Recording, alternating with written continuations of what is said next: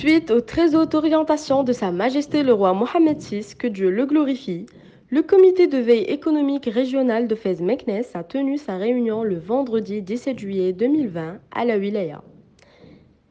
L'objectif de cette réunion est de présenter un bilan d'étape des 5 premiers ateliers, 4 ateliers sectoriels et un atelier transverse, dans le cadre de la phase de diagnostic de l'impact économique de la crise Covid-19 au niveau régional. Aujourd'hui s'est tenue sous la présidence de M. le Wali de Région la réunion du comité de vie économique régional qui s'inscrit suite aux très hautes orientations de Sa Majesté, que Dieu l'assiste, avec pour objectif donc de préparer et d'amorcer la phase de relance économique pour la région après la crise du Covid-19.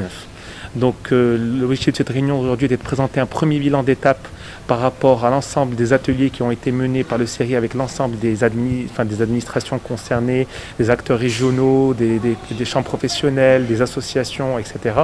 Avec pour objectif donc de présenter l'impact pour les ateliers qui ont été menés, donc 4 ateliers sectoriels et un atelier transverse, et ensuite de présenter donc l'ensemble des recommandations et des mesures qui pourront être prises sur un horizon court, moyen terme, aussi bien au niveau de la région qu'au niveau national.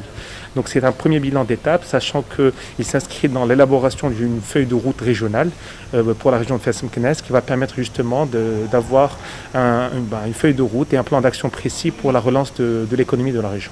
الاجتماع ديال اليوم كان حول الجهويه، يعني كان اجتماع ديال اللي قدموه السيد المدير العام ديال المجلس الجهوي للاستثمار.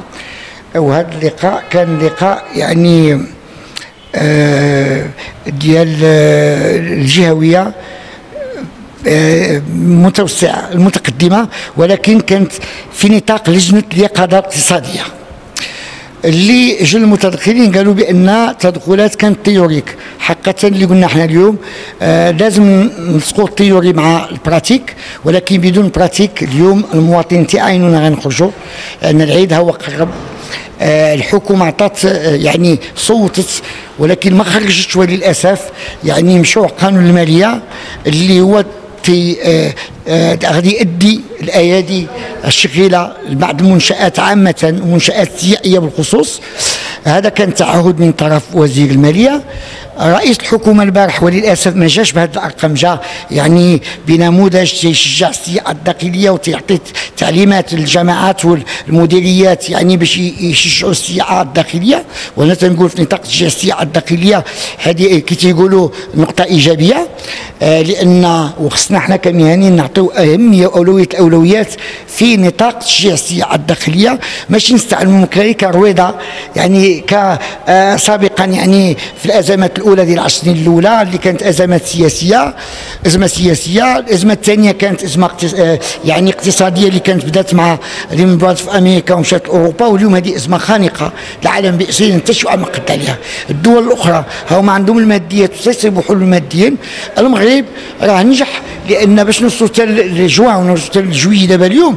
انا من هنا تنهني المهنيين من جميع الفئات الاقتصاديه والاجتماعيه وعلى راسهم التجار الصغار وحتى صناع تقليديين ووكلاء السفر ووكلاء النقل عامة. هما دو تيجتهدوا تيديروا يعني 2 مقاعد لمقعد واحد، يعني واخا بنفس المصاريف وكذا. هادو كلهم خصهم الدولة تعطيهم واحد الأهمية مستقبلا.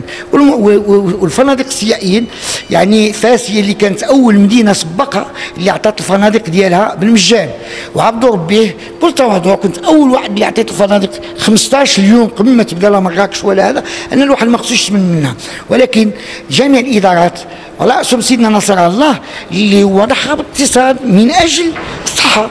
واليوم انا في اواخر الامور ديال الصحه وقال الامور تتجه، يعني خص الادارات والمواطنين جميع كاين اللي ساهم ب 10 دراهم ولا ب 20 درهم، وكاين المواطنين يعني على قد القدر ديالهم، ولكن الابناك ما ساهموا في والو. استعملوا هاد كورونا كما قلت وزير الماليه عطاهم كخاتم باش يستغلوا هاد كورونا هاد الازمه بطرق اللي ربما من بعد تيديروا لي زاجو لي زانتيغ على لانتيغ ويديروا له روبود كيدي غطلع 24% حتى ل 50%، ولا مشات من بعد 10 سنين ولا 12 عام غتمشي حتى ل 100.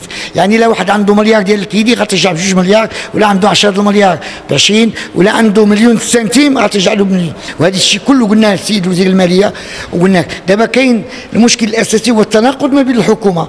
يعني رئيس الحكومه تيمشي في شكل وزير يعني التجاره تمشي في شكل اخر، وزير التعليم تمشي في شكل اخر، اليوم وزير الماليه في شكل اخر، ووزير السياحه في شكل.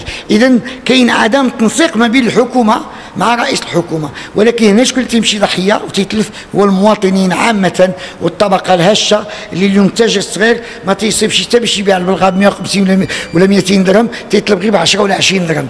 اذا حتى شي واحد دار فيديو في تطوان قال لك الحانوت ديالو ديال الحوايج يعني مشات نهائيا، هو اسم على غير مسمى تاجر ولكن ما تيصيبوش كذا.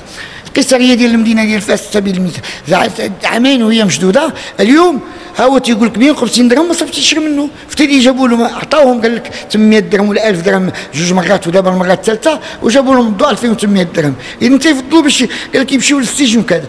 اذا خص الاقلاع والاصرار من طرف الحكومه لايجاد حلول جد سريعه. الصانع التقليدي بالخصوص والتجار الصغار هما خصوصا، لان ما يمكنش ما نعيدوش النظر يعني المقاهي مطاعم مرشدين سياحيين مرشدين واش غادي يخدموا مع السياحه الداخليه. انا تنقولوا اولويه السياحه الداخليه، ولكن خص اعاده النظر للمرشدين السياحيين وغيرهم.